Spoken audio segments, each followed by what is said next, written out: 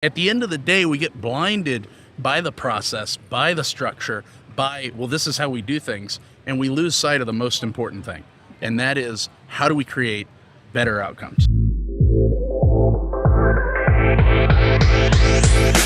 Welcome to Built Different, a podcast featuring teams, technology, and trendsetters who are changing the way that we build. I'm Grant Hagen. And I'm Brian Vizarreta. And we welcome you to join a community obsessed with questioning the status quo, creating cultures of innovation, and equipping everyone with powerful tools to quite simply build different. Well, welcome into the Built Different podcast. I am Grant Hagen, joined by Brian Vizarreta. We could not be more excited that you guys joined us here on episode 1. We have an amazing slot of just opportunities from conversations that we got to have. Our first few set of episodes were recorded from a construction conference here last year, which was just an amazing opportunity to get folks to come by our booth to talk about really all sorts of different technology. Brian, what excites you most about some of these conversations that we got to have with folks? I mean, look, we talked about everything from implementation strategy all the way to new tech on the horizon that are a couple years out. I'm just really happy we just got it all on audio. I mean, these conferences, you always have such good conversations, and how do you document that? And that's kind of what we're here to do. Yeah, and that's a big part of what we're trying to do here at Built Different is really connect you guys with individuals and folks that you may not have an opportunity to connect with outside of your project or your team or the region that you're in. And so these are just really great opportunities to connect with folks individually on the conference floor in person. And it was just a really great opportunity to do that. And so we could not be more excited to get these episodes in front of you. And so without further ado, we're going to take it to New Orleans from the Procore Groundbreak conference, and we look forward to seeing you on the next episode. Well, welcome into the Built Different podcast, brought to you by Drone Deploy and Construction Site. Holy cow, what a fun time this is going to be. Two of truly, I feel like even calling you guys colleagues in the industry is not enough. Friends, mentors. Where do I go with this here? Joined with Brian V. Absolutely. Yes, sir. Man, this is going to be a lot of fun. Todd, thank you for coming in. This is super fun. Pleasure, Chris, man, where do we start? I don't know, man. Thanks for having The us. fact that we wrangled you guys to hop on here, I couldn't be more excited. You flatter us, man. Well, we're excited to be here. If you guys are ever in the Dallas area, you got to come talk with our friends over at Rogers O'Brien. Super fun. Chris, Todd, thank you guys. Thank you, Grant. This is going to be great. Yeah, shout out to whoever's listening. Come see us. Come on, we let's make it happen. We want to collaborate. Some friends in Dallas, but this is going to be a great time. So first, just to kind of give the listeners in a little background, would love for you guys to just kind of talk a little bit about yourself, just for the viewers that are listening in. Gosh, where to start? So came from operations, was building big, beautiful buildings across Texas years ago. But Grant, as you know, just the passion for technology. I was the guy in college modding his Xbox to beat his friends at Halo, right? Always looking for that competitive advantage to win. Oh, yeah. Guy. No, you guys hated me. Yeah. But when I entered the workforce in construction, it was just like, whoa, we're still doing things the way that the Egyptians did it. But it was papyrus, right? Not 30 by 42 inch sheets of paper. And maybe they had 30 by 42 papyrus. Maybe they did. I don't know. It's a good question. But so no, it then became just more on that mission of like, wait a second, there's a better way. Yeah. And then of course, I got into the VDC, the BIM side, digital documents, mobile technology, and I got to move over to RO, and that's where luckily we have some amazing leadership that also believes in a better way. And then the rest is history, Grant. I can't believe you summarized from what I know of you in like 30 seconds, which is impressive. There's a lot of chapters in between there to talk about, which we'll get into, but great summary. That's good. Chris, give us a little bit of background. Yeah, so I guess mine's a little different. So I've been in industry about 17 years. I started in architecture. So I've always been a tech-focused, tech-friendly, tech enthusiast throughout my life. Probably I was the kid breaking Nintendos and blowing in the old school Nintendo 64s and trying to get those things to work all the time. But I actually had a passion around collaboration and around design, and so my career took me that way. And then I got an opportunity to work for a general contractor, and I got brought on board, and they knew my background and they knew some of my capabilities, and they're like, hey, what about this BIM thing that architects are using? Can you help us figure that out? And so that kind of started my BIM VDC world, and did that for a long time. And I knew Todd in industry for gosh, I don't even know how long. Balfour Beatty probably Many days. years, I still have yeah, your back- business card from Balfour Beatty. And so I knew Todd, I knew a couple other folks at Rogers O'Brien, and we'd been talking for a while, and, stars aligned a little over a year ago. And, Yeah. I knew Justin McAfee, our great leader, and I knew that, like you said, the enthusiasm and the passionate RO for finding better ways, and a real focus on process and technology. And so I got super excited a year ago, and kind of joined forces, and here we are today. I don't know if Chris knows how excited I was when he said yes. I was like, come join SEAL Team 6, man. SEAL Let's Team go. 6, man. So just from a landscape perspective, so Todd, your role is Yeah, lead innovation for all of Rogers O'Brien. okay, and Chris, your role is A director of VDC. okay, perfect. So that's really the topic I would love for us to dive into. We've been talking to just a ton of folks on a whole host of topics. I mean, Brian, give us like some of the best that we've gotten to chat through. I mean, we talked about bottom up versus top down technology implementation, about data governance, right? Like it's not just about, inputting data, making sure it's all the same, making sure it's actually getting entered, right? Like I guess we can go any direction right from here, right? Yeah, and I think the exciting thing that I've really just been encouraged by the two of y'all in just the many years that we've got to know each other and seeing it from afar, also in the Dallas-Fort Worth area, is just how do you build different teams? How do you take the approach of building teams differently? And so I think for a lot of us and a lot of the listeners that are on here, there is no rinse and repeat, copy paste, one size fits all. But I think there is a lot of just things that I've been encouraged by and tactics that you guys have used, really just even recently, of how you're going about saying, hey, who are the right people that we need on this team? Not only from just a personality and talent perspective, but also really just like a cultural fit of, hey, all these different things need to eventually cross and collaborate with each other. But that at an organizational level has to happen in some way. We all work in organizations and have structure under that, but would love to camp out there and just talk through some of that stuff. And who better people? This is going to be a really, really fun topic. A lot of times we let our assumptions control our thinking and constrain the opportunity to actually think differently. So one thing that we've been doing and putting a very deliberate, intentional focus at RO the last year and a half is innovating at the org structure.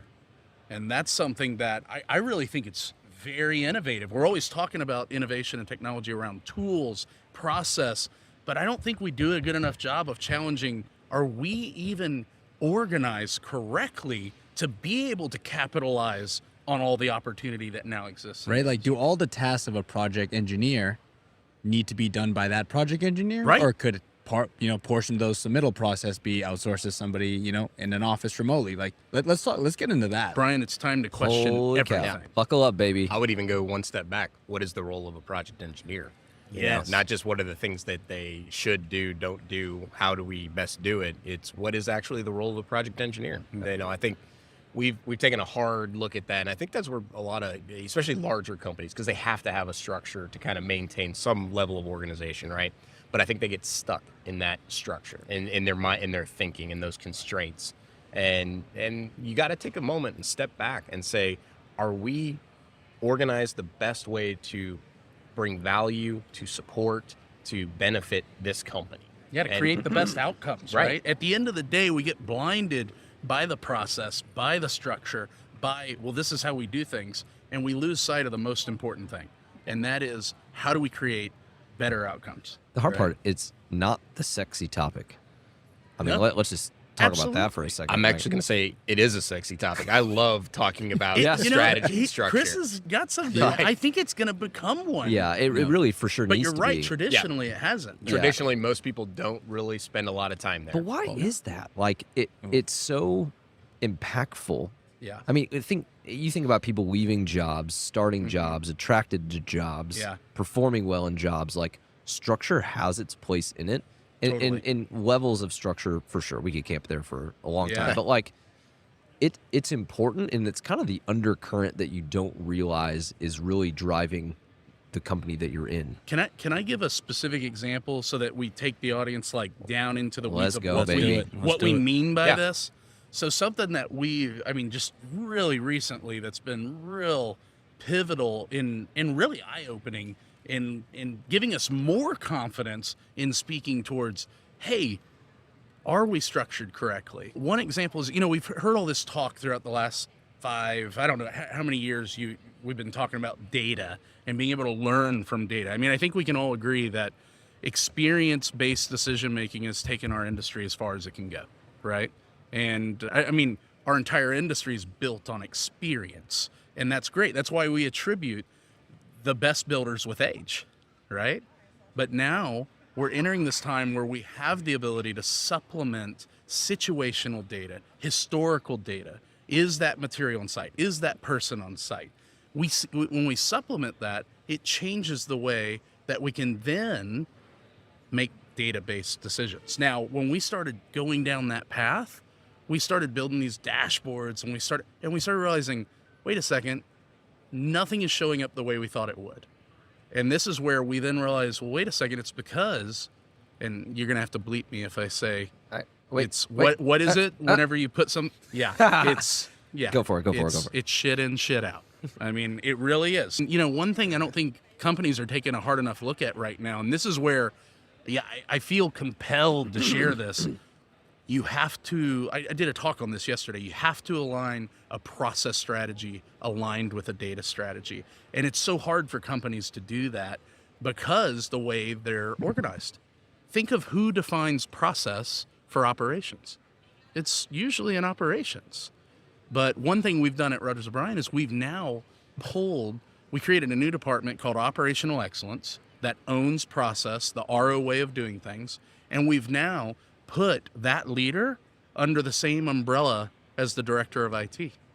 And now those two leaders are meeting bi-weekly to talk about the hypotheses of, okay, if we're going to build this dashboard so that we can start looking at these KPIs that we hypothesize are going to be leading indicators to help us make better decisions, well, we have to influence the process on how the data is being collected so that we can report on it correctly. And that's, I think, that's what an example, sorry for the long-winded example, but that's an example of, I don't think we can capitalize on the opportunities that technology has presented us unless we first take a look at the foundation of our people. Part of it is getting the right people on the bus for your vision. But I think it really lies within being able to identify strengths to carry your vision. Desired outcomes. I'm going to keep coming back to that. Like you asked, where do we get started? What outcomes are you trying to achieve? Right? That's where it should always come back to. Great. You asked the question, why don't other companies spend more time at the org level? At the org level. I think it's a human condition that we like consistency. Yes. We like knowing outcomes and known outcomes and staying consistent in your roles and your processes. I think it's a comfort level thing. And I think there's just a lot of people that can't operate in kind of that unknown, let's try this, let's try that world. That's it, Chris. I think that's a big half, and the other half is assumptions control our thinking. I don't think people assume that's possible to change. It's the way it is. That's set in stone. And if you're going to make a change like that, you can't just go off conviction. Right. No. You need something, because at the end of the day, if you keep things the way they are and things don't go well, it's not the same as if you change something and things don't go initially as well as you want them to. Absolutely, Brian. And that's why, one thing that we've really been trying to do at Rogers O'Brien is we've been trying to create a learning culture. And that's a completely mindset. That's a shift of mindset, but especially in construction, it's hard lessons learned are costly in our industry, right? But we also know that the most innovative companies in the world are the ones that learn the fastest. So we want to be more of an innovative industry. We want to be an innovative builder. Well, then we first have to start with what creates the environment for innovation. And that is rapid learning. We know that our most valuable asset is our people, right? The right people in our company. And that's important too, by the way. I always hear people say our most valuable asset is our people. Well, it's the right people. That is your most valuable asset. And then the second is their speed of learning. Get us down to a level of what does that mean? Yeah. It means changing the mindset of win, lose, Chris and his department didn't meet his objectives. He didn't win. First, we got to start with a mentality that actually has been thriving on our job sites for years, which is we win together, we lose together. We're a team, we have camaraderie. But also it's that, there's a famous quote, I can't remember who said it, but I think it was Nelson Mandela. I never lose. I either win or I learn. And when you start with that mentality and you think, what it does is it creates, here's a new buzzword that you're hearing more and more. It creates psychological safety. And when we have psychological safety, we can then actually lean in to questioning the assumptions that control our thinking. It allows us to say, hey, what is the role of a project engineer? And what was the value of it yesterday? What's the value of it today? And what could it look like tomorrow? Mm-hmm. So you got to have that open learning mindset. And when you go to the learning side, like give us some tangible examples. I know them. I got one. I know them, go ahead, but yeah. Chris. I'll give you a recent one. And the outcome of the mindset of what you hear from the superintendent is what we're striving for. Mm. So we recently this summer, we had a company's robot on our job site. And we were trying to do more than just a demo. We were trying to actually execute work with it. And so we had the superintendent engaged. We had everything right. And the Dallas summer heat just affected us, right? So it failed. But if you didn't have a learning culture, the attitude would be like, we're never doing that again. Exactly. Don't bring that on my job site. But the superintendent's reaction was more, what did we learn and what are we going to try next? Exactly. And that's kind of that's I think. That's exactly is that Chris. a basic example? That is a perfect example of a learning culture. We know that when those failures, those learnings occur, that's the price of admission to innovation. Hey, real quick, guys, as we take a quick pause here from the episode, if you could think about how you found this podcast, either through someone tweeting about it, sharing it, or saying it over to you, we know that the only way that we can grow this community is through word of mouth. Look, if you heard something that you thought was insightful or you thought of somebody while you were listening, be sure to share it with them. We're trying to build a community here, and the only way we can do that is by everybody getting involved. Yeah, the reason that we created this podcast was to connect teams and individuals in a really disconnected industry. We hope that you can help us in that journey. Thanks for tuning in. Now let's get back into it. An interesting topic there, right? So you are supported at the executive level to test things out and also learn from them. Top down. Right? There are other people who may be listening, who may be the only person at their company. Yes. And before they could buy a product, they have to, map out the return of investment. Mm-hmm. Maybe are they going to make money? Been there. Are their hours going to be billable to a project? Yep. Are we going to pay for it? Like, let's get into it. That is not a psychological safety net. You have you either make this mark or you're not getting a budget again to do this. It's absolutist. It either is wildly successful or we're not going to do it again, and we're going to lose trust in you, and we're also going to ostracize you where you're not going to feel that you have the confidence to be creative again. And here's what I would say to those people, Brian, is first, you got to have that sense of urgency in the company. I don't know if y'all have ever read John Kotter's Steps to Organizational Change, but it was an amazing Harvard Business Review from many years ago, but I've used it in my career and it's worked very successfully. And just the first two steps are this simple: build a sense of urgency and then build a guiding coalition. And for those individuals, I've had a couple at the conference come up to me and say, hey, I want to do what you guys are doing. I'm the only one in my company, though, that's really pushing this. And you know what I tell them? I say, you got to be able to build that coalition. You got to be able to align with someone else. And if you can't, then you got to find another company. And that's the truth, guys. Here's the thing.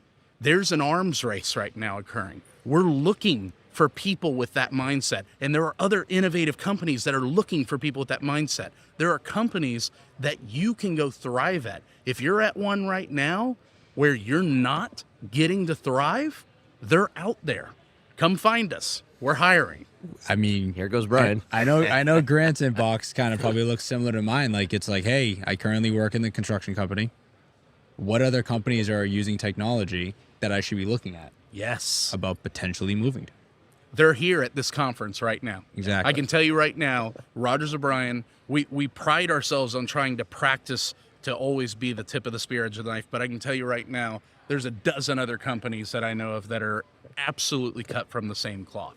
So they're not unicorns.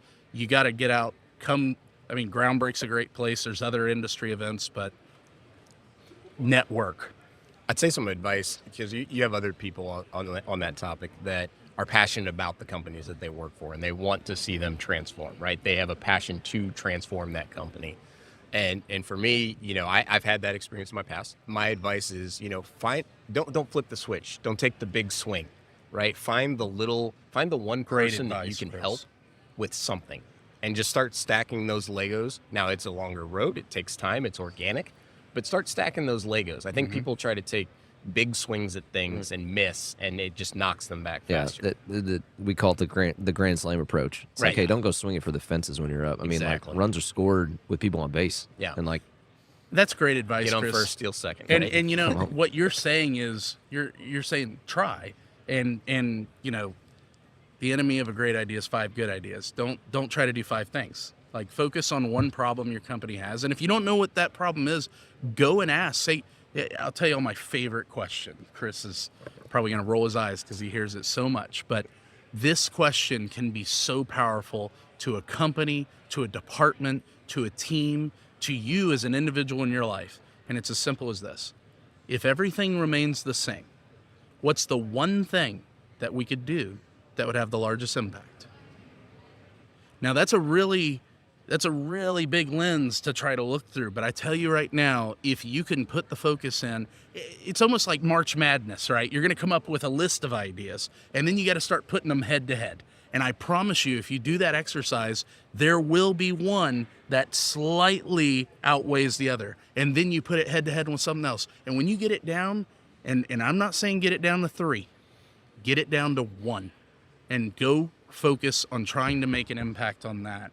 I want to stay there for a second, because what if you have an idea and you think that idea is an amazing idea, and that idea isn't met with the same excitement from other individuals, other people in the organization, but you are convinced, and you're like, well, I'm hearing Chris or I'm hearing both of you guys saying, hey, like, maybe I'm not in the right spot.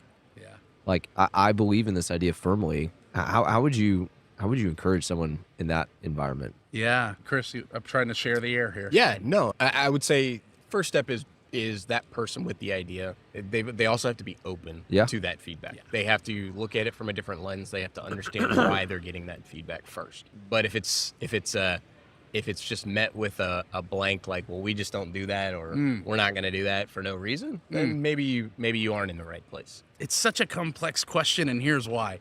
Because on one side, being a team player is being able to not fall in love with your personal ideas and to really release yourself to the best idea wins mindset.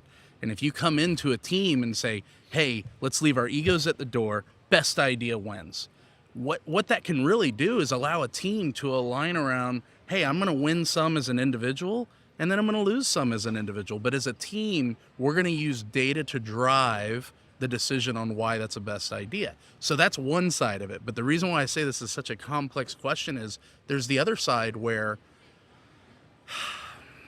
some ideas are automobiles and not faster horses, right? And there are the dreamers, there are the innovators that see something that isn't fully painted for everyone else yet. Right. And if you ever have that conviction that you have one of those ideas, then you have to personally make a choice. So you got to make the choice of, is this something I want to pursue that I so passionately have belief and conviction towards seeing if this is truly the future? And if it is, you got to go for it. You got to scratch that itch, or you'll live in regret never trying. But really, when it comes back to trying to convince teams on, hey, we need to do this, I always ask, when Chris or someone else on the team says we have to do this, I say, what evidence do you have to support it? Yeah. Like, we can't just base things on, like, I think this is a great idea. It's got to be driven by some sort of qualitative, quantitative data. Yeah. To the organizational side of it, when you guys are obviously talking to Justin and saying, hey, this is our thought, this is our idea. Our fearless leader, Justin. I don't know if they know that. Yeah, totally. We want to kind of take a opportunity to really evaluate what this should be. He obviously knows you guys well, high relational equity with, and can trust that's a great decision. Were there any reservations? It's so interesting. It's so similar to the way that trust is built between any relationship, right? It takes time, and the trust and belief that Justin has in Chris and myself, that wasn't earned overnight, right? That was earned with a lot of learnings along the way, and we don't go to Justin and say, "Hey, we want to do this. Trust us." We don't operate that way. We go to him and we say, "Hey, based on what we're starting to find in these areas, we try to back it with some qualitative or quantitative data and examples of that. Like qualitative is, just a one-on-one interview with a superintendent. Would this make your life better? I think back in like 2012, I remember I stood in front of executive leadership and said, we have to buy everyone in the company an iPad. And they looked at me like I was insane. Like, what? Do you know how much money that is? Yes. And what I did, very similar, Brian, was to show how much time our people were having to walk back and forth from the trailer to the job site just to answer a simple question that could now be in the palm of their hand. And Justin doesn't know, into the future, 8 years, Todd and team are at Apple's headquarters talking about technology and construction. It's been a huge honor and opportunity to get to work with Apple and partner with them to help move the industry forward. I really, it's funny when the iPad even came out, if you think about it, we now have lots of varieties of different multi-gesture driven interfaces. But when the iPad came out, I remember in the news, everyone's making fun of it. Like, oh, it's a big iPhone next to your head, it's a big piece of toast. And I was sitting there going, whoa, wait a second. Like, this is the first multi-gesture driven device that we can put our drawings on. I mean, before that, we were implementing, Panasonic Toughbooks, motion tablets that were real big in the healthcare industry, but these were $2,000-$3,000 devices. It wasn't scalable. And the biggest thing was the interface was not designed for a deskless worker. It was running Windows XP, right? It was intended for a mouse and a keyboard. And so, it's interesting. I want to talk about that. Like, let's stay there for a second, right? Like that feedback loop, right? Like that qualitative data. How are you capturing those qualitative insights, from not just technology, but in general? So this year, we launched the RO Innovation Station. It's powered by Planbox. There's a variety of different innovation, ideation solutions out there, and we shout out to Planbox. We ended up actually Hype Innovation and Planbox were the two that we came down to, and what we didn't want it to become was just a glorified suggestion box where people were submitting ideas and they never went anywhere. So what we did was we stole like an artist and took some innovation through inspiration from the software industry. How does Procore, we're at Groundbreak, so we'll use them as an example, or Drone Deploy, for better yet, we're on y'all's podcast. How does Drone Deploy determine what feature to put in next? We know that you have a pipeline and there's a bottleneck of resource and time. So how is it determined what goes next? Well, there's some real cool methodologies that are used. One is called the RICE model. It measures not just impact or effort, it also measures something we were never measuring, which is reach. It is an acronym, right? It's an acronym. Okay. It was so Reach, impact, cost. Confidence and effort. Sorry. So essentially, if you ever heard of Intercom, they developed the plugin that I think Drone Deploy might even be a customer, maybe. It's the little pop-up at the bottom of every browser that says, hey, can I assist you? That company, Intercom, they're famous for developing some of the best product managers in software, and they have a really cool article. You can just Google RICE model. There's an Intercom article that'll walk you through the whole thing.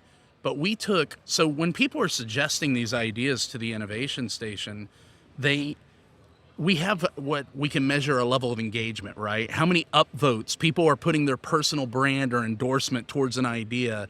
That's one level of measurement. Also comments on it. Like, yes, this idea would be killer. It would save me so much time. We actually have a weighted value for a comment versus an upvote versus just a view. Even engaging with an idea. If they are willing to open it, someone else in the company, and read it, we take that counts as 1 point. And we've created a point scale And then we also correlate that with a RICE model. And what the RICE is, it's measuring reach. And that's something we were never measuring. We'd be saying, oh, this idea is going to be so valuable. Yeah, but it only touches 10 people in the company. We want to focus on the ideas that are going to create the largest impact for the most people in the company, and that also come at the cost of the lowest amount of effort. That's what we call the most valuable low-hanging fruit, right? So it's a different way of thinking. So definitely go read Rice Model Intercom, but it's created a methodology for us now to where we have made the entire RO innovation roadmap.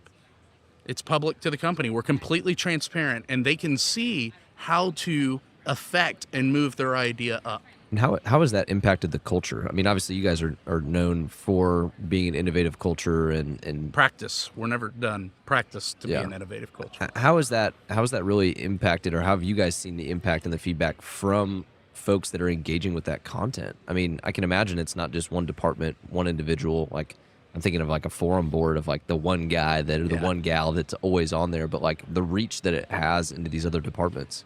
It's still early, Grant. I mean, we launched this in Q2 of this year. Right now, one of the biggest focuses has been taking these ideas from ideation to value realization.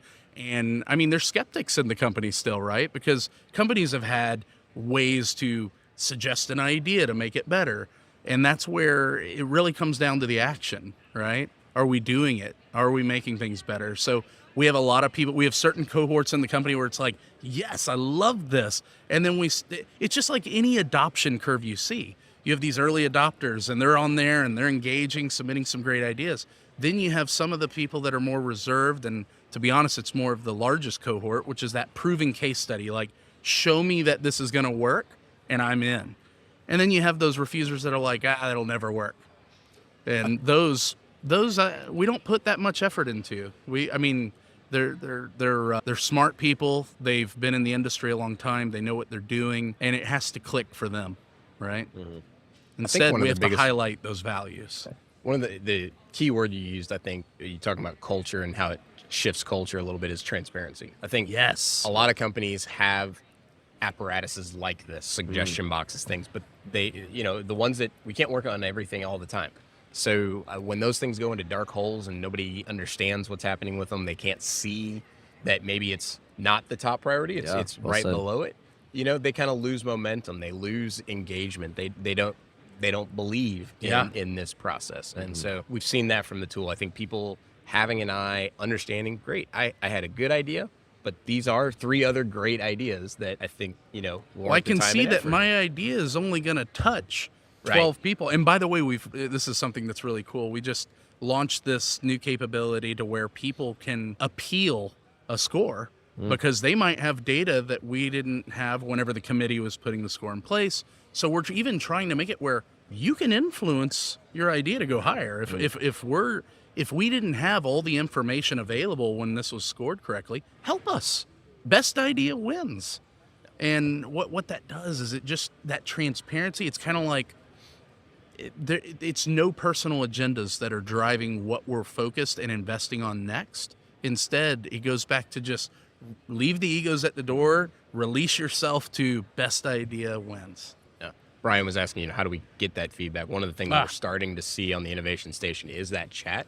Somebody suggesting an idea, somebody building on it with a tweak, or, hey, that won't work, we should do it this way. And just that building and that conversation in the chat has been, it's that Band-Aid's starting to come off, and it's starting to flow a little bit, and you're seeing that feedback. And so, it is helping that way in getting that broader feedback, so that when something does actually come out of the Innovation Station and gets, what's the word, not in process, but starts getting worked on, you have more people aware of it. They're enthused about it and things like that. So there's also less skepticism on why are we doing this and who is it actually going to benefit? Like, is this just another thing that I have to fill out so an upper management can see kind of more visibility in what's going on, or is this actually something that's going to save me time? You know? Right. The transparency is a unique hidden value here, because it really is kind of the magic eraser for a lot of these things that are detractors. Yes. Okay, when you put this thing out there and it is transparent and you're open and you're open sourcing it and crowdsourcing it, it's like, hey, you don't really have to worry about some of these things that were problems before that you didn't have a direct solution to. Drama is created when ambiguity exists.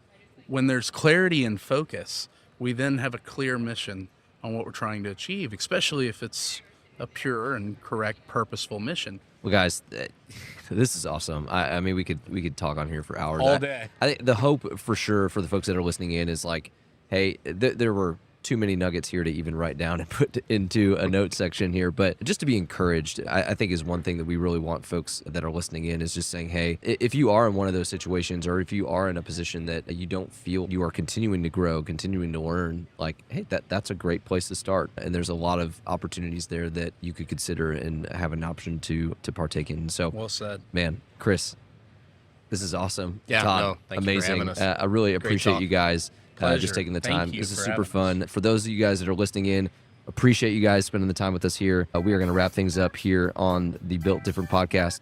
Thank you so much Got for the tuning music in. again? Little jingle, baby. Little jingle. There it's at. Let's get it. Make sure to subscribe to Built Different on Apple Podcasts, Spotify, and anywhere you listen to podcasts. Let's build this community together.